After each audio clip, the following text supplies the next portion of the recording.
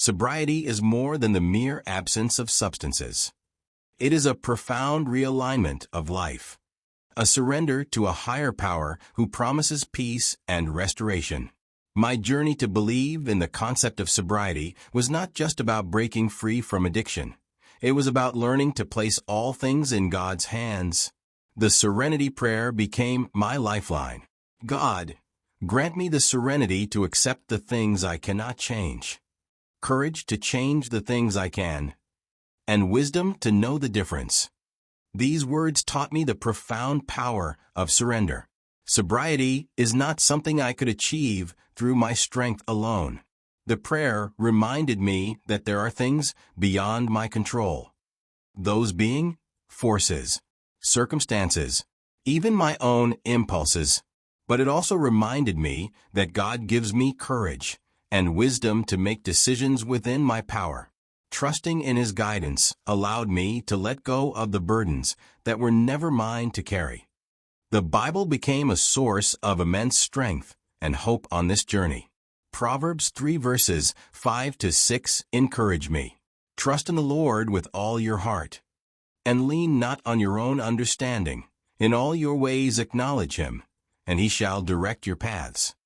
This verse reinforced that sobriety is not about striving in isolation, but trusting God completely.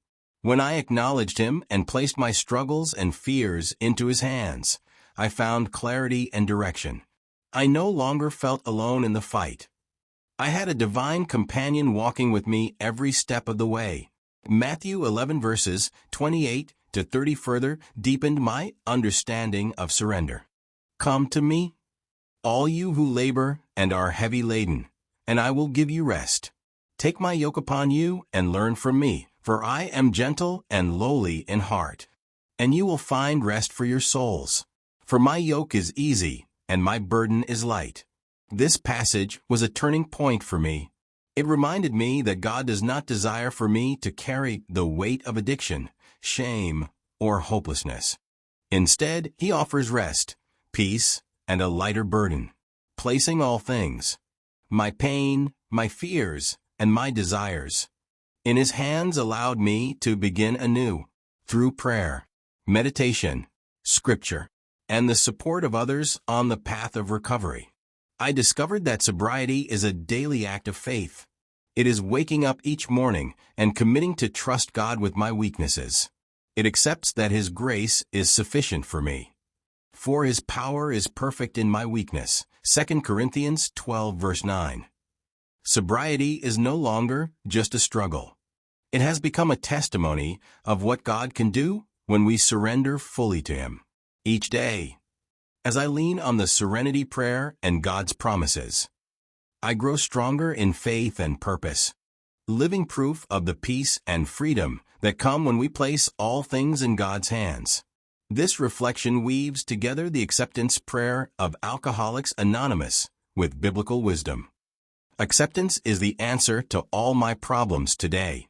When I am disturbed, it is because I find some person, place, thing, or situation, some fact of my life unacceptable to me, and I can find no serenity until I accept that person, place, thing, or situation as being exactly the way it is supposed to be at this moment. Nothing, absolutely nothing, happens in God's world by mistake. Unless I accept life on life's terms, I cannot be happy. I need to concentrate not so much on what needs to be changed in the world, as on what needs to be changed in me and in my attitudes. These words taught me that sobriety and serenity are rooted in acceptance. By trusting in God's perfect plan and relinquishing my need to control, I found peace.